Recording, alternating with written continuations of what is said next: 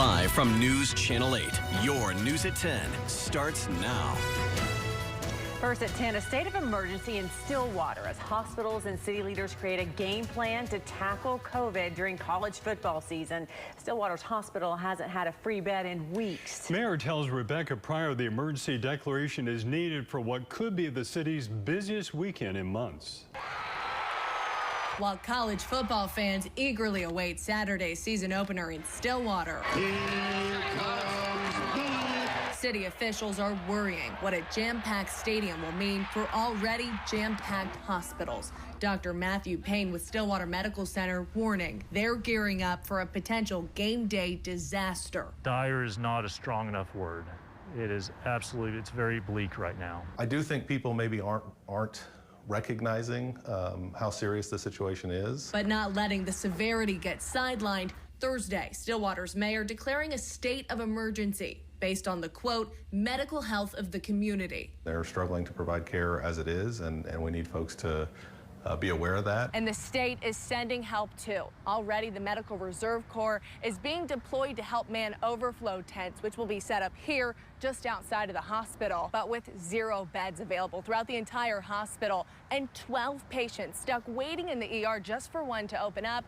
Dr. Payne fears even that won't be enough. We're not going to be able to treat you like we normally could, so please, I beg you, for your own safety, take care of yourself. Fans masking and getting the vaccine will give doctors a competitive advantage this weekend, but COVID is still far from the only concern. It's hot. We're going to see some heat-related illnesses, some dehydration. We're also going to see people that trip and fall going up the stairs of the stadium. No matter what your medical emergency may be, right now our hospitals just can't stand to take another hit.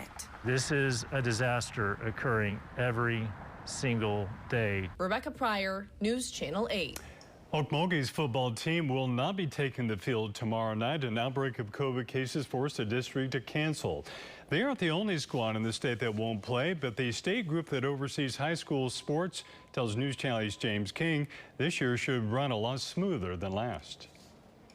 After a season marred with cancellations a year ago, Okmulgee finds themselves in a position too familiar. With COVID cases moving classes virtual, they've canceled their Week 1 football game against the Antlers Bearcats. But their game is just one of 7 already called off for this week. Of the 7 that I have received, one of those is for 2 weeks.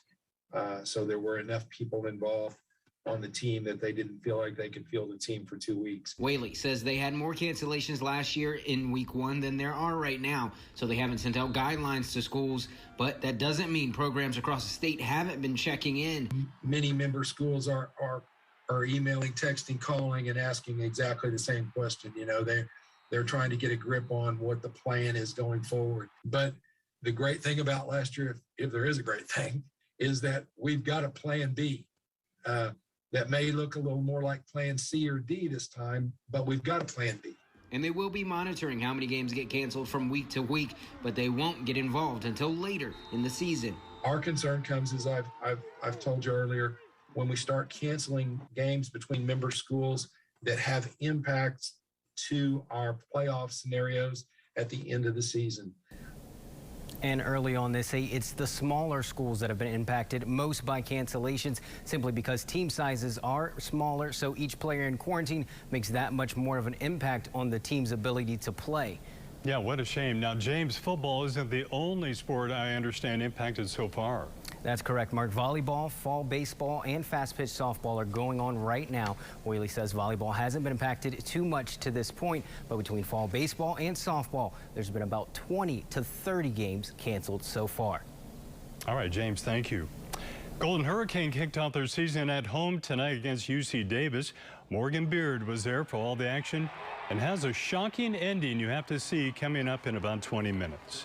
Plus, it's one of the oldest rivalries in Oklahoma football. For 99 years, the Cleveland Tigers and Hominy Indians have been making the 10-mile trek up and down Highway 99. Tonight, they battled under the Thursday night lights. TJ let us know who walked away with bragging rights for another year. From the